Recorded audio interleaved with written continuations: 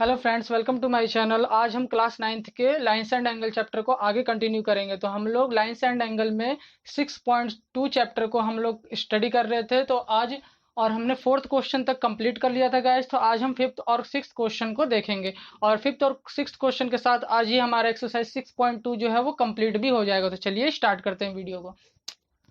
चलिए देखिए, fifth question में हमारा दिया हुआ है इन फिग इस डायग्राम में if A B parallel C D, यानी ए बी जो लाइन है वो सी डी के पैरेलल है और एंगल ए पी क्यू, अच्छा यहाँ पे पी नहीं लिखा हुआ है, चलिए यहाँ पे मैंने पी लिख दिया, ए पी क्यू, तो ये 50 डिग्री है, ठीक है। And P are and D, ये एंगल हमारा कितना है, ये हमारा है 127 डिग्री का, ठीक है।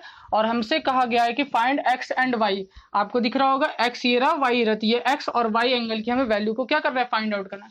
तो सबसे पहले यहाँ पर हमें गिवन है कि ए बी जो है वो किसके पैरेलल है, सी डी के पैरेलल है। हेयर हम ऐसे लिख सकते हैं, here A B parallel C D, A B parallel C D की है, ए बी किसके पैरेलल है, सी डी के पैरेलल। और ये जो पी आर जो लाइन है वो किसकी तरह एक्ट कर रहा है, ये हमारा जो है ट्रांसवर्सल लाइन की तरफ वर्क कर रहा है। किसकी तरफ वर्क कर रहा है, ट्रांसवर्सल लाइन की तरह। एंड यहाँ पे हम लिख सकते हैं and P R act as a transversal line, ये हमारे किसकी तरफ वर्क कर रहा है, ट्रांसवर्सल लाइन की तरह। हमारे किसकी तरफ वर्क कर रहा है गाइस, ट्रांसवर्सल लाइन की तरह। तो अगर ट्रांसवर्सल लाइन की तरफ वर्क कर रहा है और ये हमारी पैरेलल लाइन है, तो आपको पता है कि जब ट्रांसवर्सल लाइन कोई दो लाइंस को काटती है तो ये हमारे, अब ये इस साइड में एंगल है, ये इस साइड में है, तो ये हमारे कौन से एंगल कहलाते हैं, ये हमारे कहलाते हैं अल्टरनेट एंगल, यानी एकांतर कोण। और जब ये अगर दोनों लाइन अगर पैरेलल हो तो ये अल्टरनेट एंगल आपस में क्या होते हैं, इक्वल होते हैं। तो यहाँ पर एंगल ए पी, देखिए ए पी, यहां से घूमना नहीं है हमें, तो ये ट्रांसवर्सल लाइन लेना है ना, ये देखिए ये पी आर लाइन, तो ये पी, तो यहां से अगर हम एंगल लेते हैं इस तरीके से, देखिए ए पी, तो ये पूरा एंगल आएगा, ये ट्रांसवर्सल लाइन की तरफ वर्क कर रहा है, देखिए ये ट्रांसवर्सल लाइन की तरफ वर्क कर रहा है, तो यहां से लेकर यहां तक ये पूरा एंगल बन रहा है अल्टरनेट एंगल का।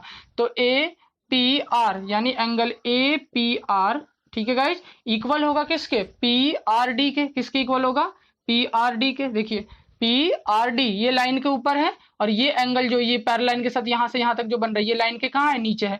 ये हमारा लेफ्ट हैंड साइड में, ये हमारा राइट हैंड साइड में, तो कोई प्रॉपर्टी सेम नहीं थी, हमारे क्या कहलाते हैं, अल्टरनेट एंगल यानी एकांतर कोण। तो यहाँ पे आप लिख दीजिए अल्टरनेट एंगल, ठीक है, अल्टरनेट एंगल आप आगे लिख लीजिएगा, अल्टरनेट एंगल मैंने शॉर्टकट में लिख दिया, ठीक है। अब ए पी आर ये एंगल दो एंगलों से मिलकर बना हुआ है, किससे, 50 और वाई से, यानी 50 प्लस वाई, ठीक है। और पी आर डी ये गिवन है हमें कितना है, 127। तो यहां से अगर हम y की वैल्यू को फाइंड आउट करें तो 127 माइनस 50 डिग्री, अब अगर हम माइनस करेंगे तो 120 में से पहले 50 का 70 और ये 7 और है, तो ये हमारा कितना हो जाएगा, 77 डिग्री हो जाएगा। ये हमारा हो जाएगा 127, चलिए माइनस ही कर लेते हैं, 7 ये हो गया हमारा 7, ठीक है। और ये हो गया हमारा कितने हो गया, 77 डिग्री, ठीक है। तो 120 में से पहले 50 तो 70 और 7 और था हमारा एक्स्ट्रा, तो ये हमने 7 लगा दिया, यानी 77 डिग्री। तो y की वैल्यू हमारी कितनी आ गई, 77 डिग्री, ठीक है। तो ये हमने y की वैल्यू को फाइंड आउट कर लिया। अब देखिए x की वैल्यू को देखिए, अगर अब हम देखें यहाँ पर फिर से ए बी लाइन किसके पैरेलल, सी डी की तरफ, और ये पी क्यू भी तो ट्रांसवर्सल की तरफ वर्क कर रहा है। कौन सा लाइन, पी क्यू, यहाँ पे अगर मैं लिखूं P Q also act as a transversal line यानी टीएल, ठीक है। पीक्यू जो है वो भी हमारा किसकी तरह वर्क कर रहा है, पीक्यू जो लाइन है ये भी हमारी अनुप्रस्थ रेखा की तरह कार्य कर रही है, नहीं वर्क कर रहा है ये। तो अब ये देखिए, ये यहाँ पे पैरेलल लाइन के साथ एंगल बना रहा है, ठीक है, तो ये 50 डिग्री और ये इधर पैरेलल लाइन के साथ ये x डिग्री, तो ये दोनों भी क्या है, हमारे अल्टरनेट एंगल है, क्योंकि ये लाइन के लेफ्ट हैंड साइड में है ट्रांसवर्सल लाइन का, और ये हमारा राइट हैंड साइड में, ये लाइन के नीचे है, ये लाइन के ऊपर है। तो कोई प्रॉपर्टी सेम नहीं, जब कोई प्रॉपर्टी सेम नहीं होती तो कौन सा एंगल होता है, अल्टरनेट एंगल। तो यहाँ पे एंगल ए पी क्यू यहाँ पे, ठीक है ना, angle A P Q equal होगा, देखिए जहां पर एंगल होता है उसे मैंने बार बार बताया, कहाँ लिखते हैं, बीच में, पी पे एंगल बन रहा है ना 50, तो पी को मैंने कहाँ नोट डाउन किया, बीच में, ठीक है। तो ए पी क्यू और ये एंगल क्यू पे बन रहा है, तो पी क्यू आर, या ऐसे भी लिख सकते हैं आप आर क्यू पी, तो P Q R, angle P Q R दोनों क्या होंगे, इक्वल होंगे। ये भी हमारे क्या है, अल्टरनेट एंगल है, अल्टरनेट नेट एंगल है, ठीक है गाइज। अब ए पी क्यू 50 डिग्री है और P Q R x degree, यानी पी क्यू आर हमें निकालना, दोनों तो इक्वल है ना, तो पी क्यू आर यानी अगर मैं यहाँ पे लिख दूं इस तरीके से, ए पी क्यू की वैल्यू मैंने 50, पी क्यू आर यानी एक्स की वैल्यू कितनी आ गई 50 डिग्री। तो सिंपल था ये हमारा क्वेश्चन। इस क्वेश्चन में हमें किसका यूज करना था, अल्टरनेट एंगल का। तो आप क्वेश्चन में ये पहचाना करिए कि कौन सी लाइन ट्रांसवर्सल लाइन की तरह वर्क कर रही है, ठीक है गाइज। चलिए एक बार आप इसका स्क्रीनशॉट ले लीजिए। चलिए अब हम लोग नेक्स्ट क्वेश्चन को देखते हैं। नेक्स्ट क्वेश्चन हमारा बहुत ही ज्यादा इंपॉर्टेंट क्वेश्चन है, तो हम लोग नेक्स्ट क्वेश्चन को करते हैं। चलिए मैं इसे अब रफ कर रहा हूं।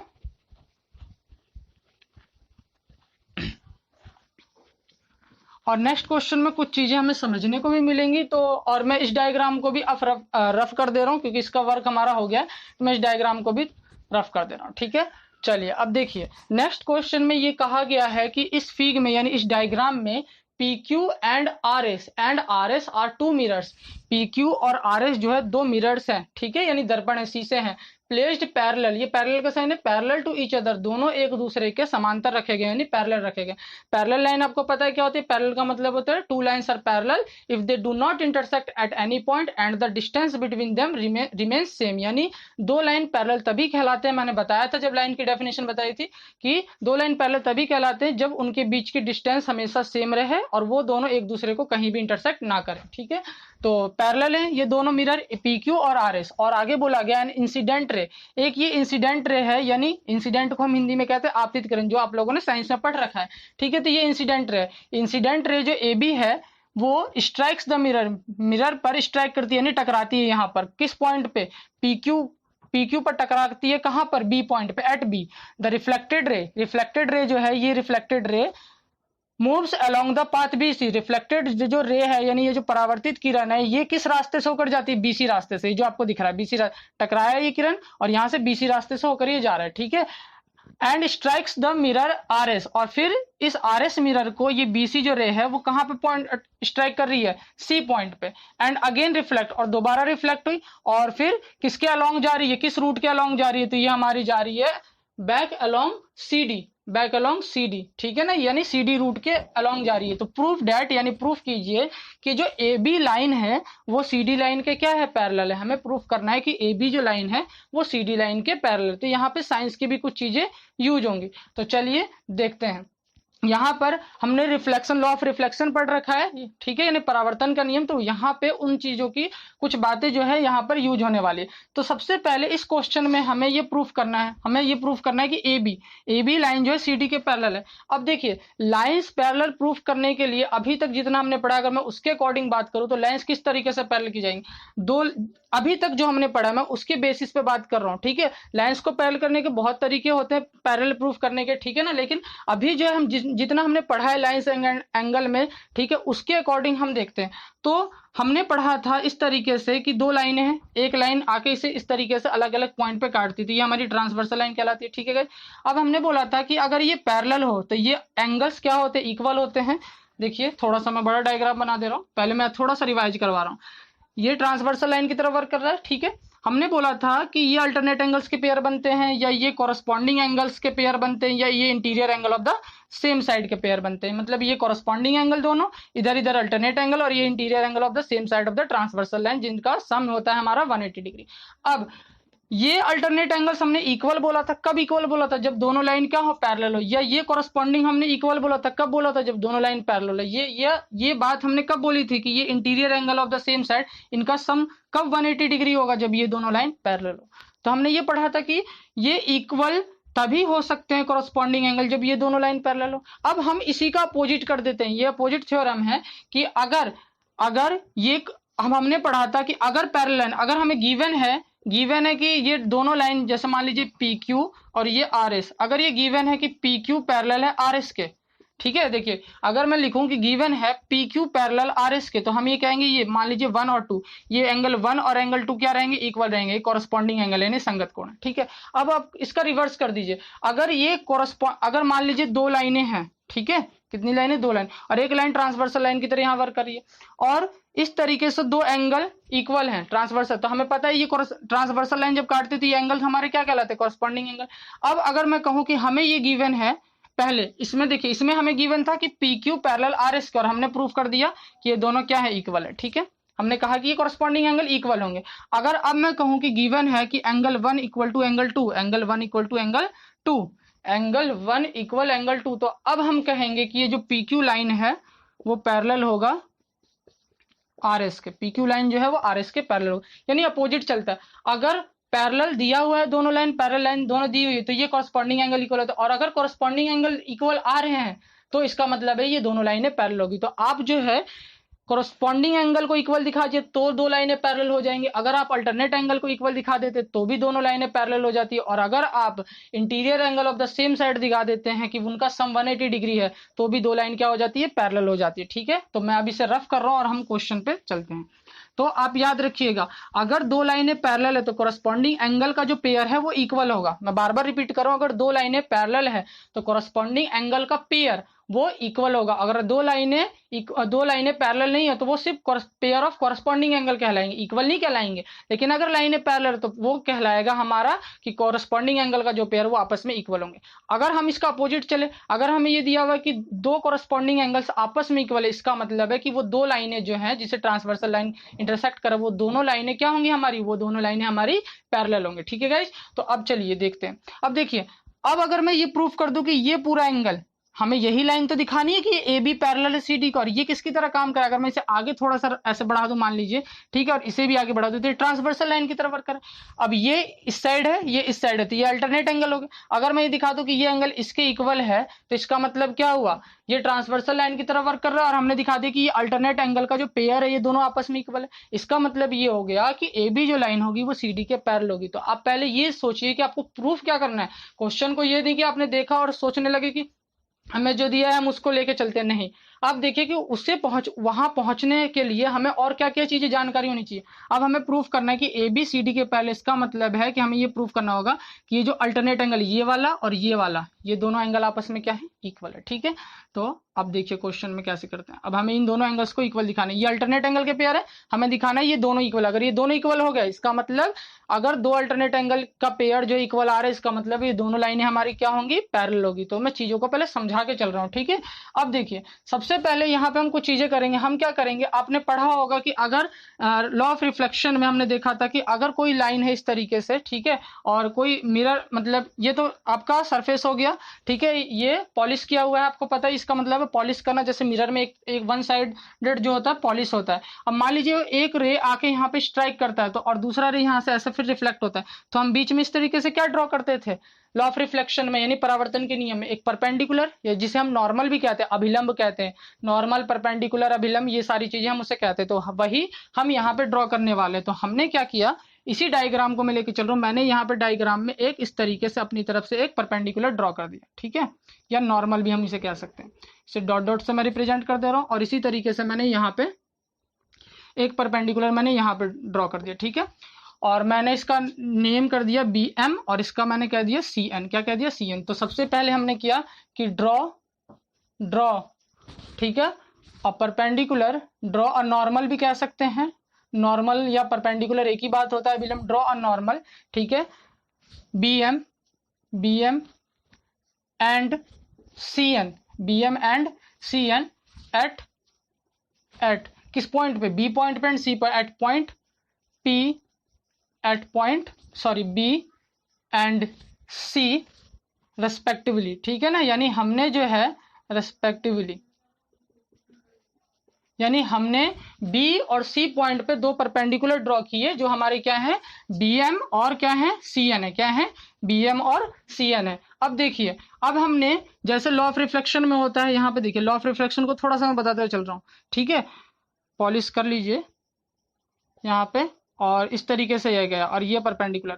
तो आपको पता है इस तरह से ये 1 और ये 2, ये दोनों एंगल, यानी ये इंसिडेंट एंगल और ये हमारा रिफ्लेक्टेड एंगल, यानी आपतन कोण और परावर्तन कोण, ये आपस में क्या होते हैं, इक्वल होते हैं। तो हमने इसका इसी तरह से नाम दे दिया। इसका मैं नाम दे दे रहा हूँ 1, इसका नाम मैंने दे दिया 2, और इसका नाम दे दिया 3, और इसका नाम मैंने क्या दे दिया, 4 दे दिया, ठीक है। ये कुछ चीजें अभी जो यूज होने वाली, इसलिए मैं पहले ही समझा दे रहा हूँ इसे, ठीक है। अब देखिए आप, अब हमें क्या करना है, अब हमें ये प्रूफ करना है कि 1 + 2 किसके इक्वल है, 3 + 4 के है। अब मुझे एक छोटी सी बात बताइए, मान लीजिए मैं इस तरीके से, देखिए समझने की कोशिश करिए, ये क्वेश्चन जो है समझने के ऊपर है। अगर आप समझ लीजिएगा बड़े प्यार से कर लीजिएगा, अगर समझ में नहीं आया तो आप नहीं कर पाइएगा।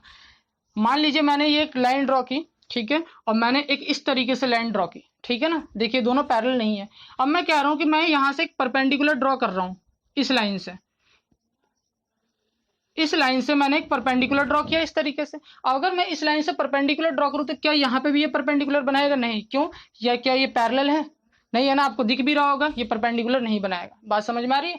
यानी अगर दो लाइनें पैरेलल नहीं है, जैसे मान लीजिए एक तो स्ट्रेट लाइन मैंने इस तरह से खींचा और एक मैंने ऐसे खींच दिया, और अगर मैं यहाँ पे इस तरीके से ऐसे लाइन ड्रॉ करूं तो यहाँ तो 90 डिग्री बनाएगा, क्या यहाँ पे 90 डिग्री बनाएगा? नहीं बनाएगा। ठीक है गाइस, लेकिन अगर मैं दो लाइनें अब लूं इस तरीके से, ठीक है, दिख रहा होगा आपको, ठीक है, ये दो लाइनें लूं और अब मैं कहूं कि दोनों लाइनें पैरेलल है, और अब मैं कहूं कि ये यहाँ पे परपेंडिकुलर बना रहा है, इसका मतलब यहाँ पे भी ये क्या बनाएगा? परपेंडिकुलर बनाएगा। क्यों? दोनों के बीच की डिस्टेंस क्या रहती है? सेम रहती है इस तरीके से, ठीक है, तो ये क्या बनाएगा? परपेंडिकुलर बनाएगा। ठीक है, अब यहाँ पे ये दोनों लाइनें क्या है? पैरेलल है। अब देखिए, ये समझाने का मोटो क्या था? इस समझाने का मोटो ये था कि अगर मैं बीएम को कह रहा हूं कि बीएम जो है नॉर्मल है यानी परपेंडिकुलर है, ठीक है, किस पर? पीक्यू पर, ठीक है, तो इसका मतलब है कि बीएम जो है वो आरएस पे भी परपेंडिकुलर है। क्यों? क्योंकि अगर मैं इसे थोड़ा सा आगे मान लीजिए इस तरीके से बढ़ा दूं, इस तरीके से मैंने इसे आगे बढ़ा दिया, ठीक है ना, डॉटेड लाइन जो है वो हमने आगे ड्रॉ कर दी, अगर वो वहां 90 डिग्री बना रहा है, इसका मतलब ये लाइनें पैरेलल है ना, तो इसका मतलब ये यहाँ पे भी क्या बनाएगा? 90 डिग्री बनाएगा। तो यहाँ पे हमें यही रीजन लिखना है। क्या लिखना है? हमें लिखना है सबसे पहले कि हेयर, यहां पर PQ पैरेलल है RS के, PQ लाइन जो है RS के पैरेलल है, और BM जो है BM परपेंडिकुलर था किस पर? PQ पर। ये परपेंडिकुलर का साइन हो गया PQ पर, एंड RS जो CN जो था वो RS पे था, CN जो था वो RS पे परपेंडिकुलर था। CN जो लाइन थी वो किस पे परपेंडिकुलर थी? RS पे। अब अगर यहाँ पे ये 90 डिग्री बना रहे, इसका मतलब ये यहाँ पे भी क्या बनाएगा? 90 डिग्री, जैसा कि मैंने अभी बताया डायग्राम के थ्रू। ठीक है, क्यों? दोनों लाइनें पैरेलल, इसका मतलब कि ये जो BM है, अगर ये PQ पे परपेंडिकुलर है तो इसका मतलब ये BM जो होगा वो RS पे भी क्या होगा? परपेंडिकुलर होगा। अगर ये यहाँ पे परपेंडिकुलर 90 डिग्री बना रहा है तो ये यहाँ पे भी क्या बनाएगा? 90 डिग्री बनाएगा। यानी BM जो है वो हमारा ऑल्सो BM परपेंडिकुलर RS। ठीक है, यानी अब हमने देखा कि हम कह रहे हैं कि BM RS पे परपेंडिकुलर है, CN भी RS पे परपेंडिकुलर है। तो इस बात को समझिए। मान लीजिए मैंने ये डायग्राम इस तरह से नोट किया, ठीक है ना, और मैं कह रहा हूं कि ये हमारी BM लाइन है, BM, ठीक है, और ये हमारी CN लाइन है। क्या है? CN, ये, और ये दोनों ही परपेंडिकुलर है। तो एक बात बताइए मुझे, ये दो लाइनें आपको दिख रही है?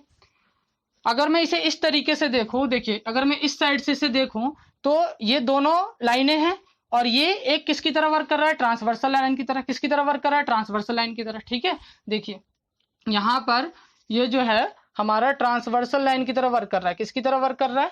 चलिए मैं इसको थोड़ा सा सही से आपको समझाता हूं जिससे समझ में आएगा। मैंने, चलिए, PQ ड्रॉ कर लिया। क्या ड्रॉ कर लिया? PQ, और ये हमने ड्रॉ कर लिया क्या? RS। क्या ड्रॉ कर लिया? RS। अब जरा देखिए, ये BM है, और ये हमारा क्या है? CN, इस तरीके से CN। अब मैं ये कह रहा हूं कि ये दोनों लाइनें हैं, और ये ट्रांसवर्सल लाइन की तरह वर्क कर रहा है ना, ये RS जो है वो ट्रांसवर्सल लाइन की तरह, और ये दोनों एंगल क्या कहलाएंगे? कॉरस्पॉन्डिंग एंगल का पेयर कहलाएंगे। क्यों? दोनों लाइनों के नीचे, ये भी लाइन के नीचे, और दोनों इक्वल है। अगर ये दोनों इक्वल है, इसका मतलब क्या हुआ? अभी मैंने बताया था स्टार्टिंग में कि अगर कॉरस्पॉन्डिंग एंगल का पेयर इक्वल आ रहा है, संगत कोण का युग्म बराबर आ रहा है, इसका मतलब है कि ये जो BM लाइन होगी वो CN के क्या रही होगी? पैरेलल रही होगी। तो इसीलिए हम यहां से लिखेंगे। तो आपको बात समझ में आई? यहां पर ये कॉरस्पॉन्डिंग एंगल का पेयर इक्वल आ रहा है, इसका मतलब BN जो लाइन है वो CN के क्या है? पैरेलल है। तो चलिए अब हम ये लिखते हैं कि BM जो लाइन है, BM परपेंडिकुलर RS पे, इसका मतलब ये हुआ देयरफॉर, ठीक है, कि BM जो है वो पैरेलल है किसके? CN के। बात समझ में आई क्यों पैरेलल है ये?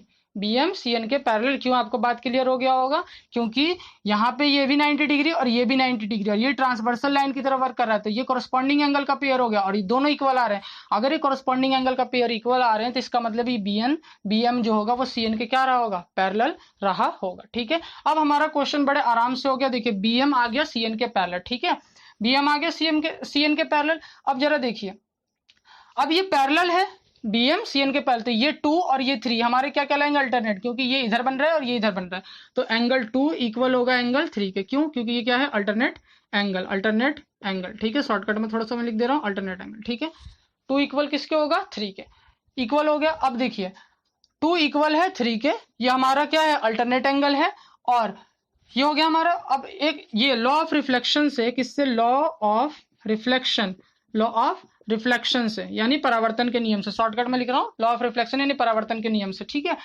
1 इक्वल होगा किसके, 2 के, 1 इक्वल होगा 2 के, और 3 किसके इक्वल होगा, 3 इक्वल होगा किसके, हमारा 4 के, ठीक है। 3 किसके इक्वल होगा, 4 के। 1 इक्वल है 2 के, 3 इक्वल है 4 के, ठीक है। और ये हमारा अल्टरनेट एंगल था, क्या था, अल्टरनेट एंगल, अल्टरनेट, ठीक है। थोड़ा सा मैं लिख दे रहा हूं अल्टरनेट एंगल। अब देखिए 1 इक्वल है 2 के, 3 इक्वल है 4 के, लेकिन हमें तो ये दिखाना है ना प्रूफ के लिए, पैरेलल ए बी और सी डी को पैरेलल दिखाने के लिए हमें ये प्रूफ करना है ये पूरा एंगल इस पूरे एंगल के क्या इक्वल है।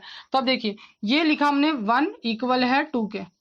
अब देखिए इसमें मैं क्या जोड़ूं, इसमें अगर मैं, देखिए किस में रिलेशन, हमें रिलेशन किस में मिला, हमें 2 और 3 में रिलेशन मिला, 2 और 3 में। तो आप यहाँ पे एंगल 2 जोड़िए और यहाँ पे भी एंगल 2 जोड़िए, कोई फर्क नहीं पड़ेगा। क्यों, क्योंकि अगर मान लीजिए 3 इक्वल टू 3 और मैं यहाँ पे 3 में 5 ऐड करता हूँ और यहाँ भी 3 में 5 ऐड करता हूँ, तो क्या कोई फर्क पड़ा, नहीं। क्यों, जो चीज मैं ऐड कर रहा हूँ वो भी आपस में क्या है, इक्वल है, ठीक है। तो मैंने यहाँ पे हमने लिखा था एंगल 1 इक्वल है एंगल 2 के, और क्यों, लॉ ऑफ रिफ्लेक्शन से, परावर्तन के नियम से, ठीक है। अब एंगल 1 प्लस मैंने एंगल 2 किया और एंगल 2 प्लस एंगल 2 किया।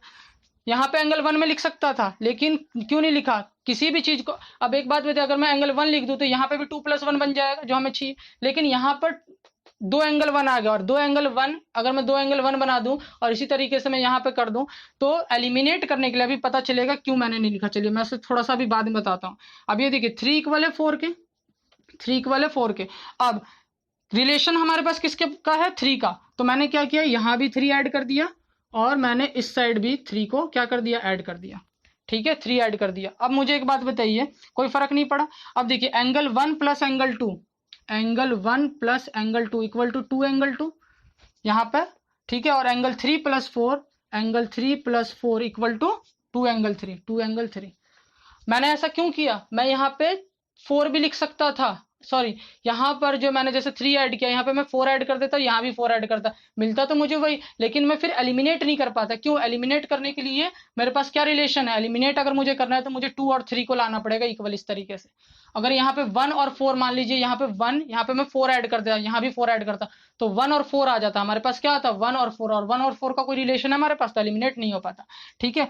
अब जरा देखिए थोड़ा सा मुझे रफ करना पड़ेगा, चलिए रफ नहीं कर रहा हूं मैं। अब ये लेफ्ट हैंड साइड इक्वल है, ठीक है, sorry right hand side equal है, तो हमारे ये लेफ्ट हैंड साइड भी क्या होगा, इक्वल होगा, यानी एंगल 1 प्लस एंगल 2 इक्वल होगा एंगल 3 प्लस एंगल, क्योंकि लेफ्ट हैंड साइड इक्वल तो हमारा राइट हैंड साइड भी क्या होगा, इक्वल, ये फर्स्ट और ये सेकंड। तो थोड़ी सा स्पेस नहीं है, तो यहाँ पे मैं लिख दे रहा हूँ by equation first and second, यानी इक्वेशन नंबर फर्स्ट और सेकंड से एंगल 1 + 2 एंगल 3 + 4 के इक्वल होगा, यानी ये पूरा एंगल इसके इक्वल हो गया। इसका मतलब ये हो गया हमारा कि ए बी, थोड़ा सा यहाँ पे देख लीजिए, ए बी पैरेलल है किसके, सी डी के। क्यों, क्योंकि ये अल्टरनेट एंगल का पेयर है, तो हमें ये दिखाना था, ठीक है गाइस।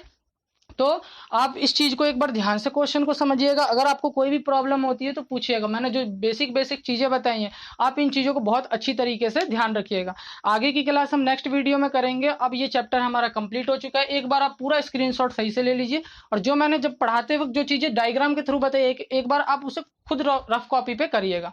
तो आज के लिए इतना ही। वीडियो को ज्यादा से ज्यादा सब्सक्राइब कीजिए, लाइक कीजिए, शेयर जरूर कीजिए, बेल आइकन के बटन को जरूर प्रेस कीजिए, जिससे कि आने वाली वीडियो की आपकी नोटिफिकेशन, जो वीडियो मैं बनाता रहूं, आपको नोटिफिकेशन उनकी मिलती रहे। Thank you very much guys.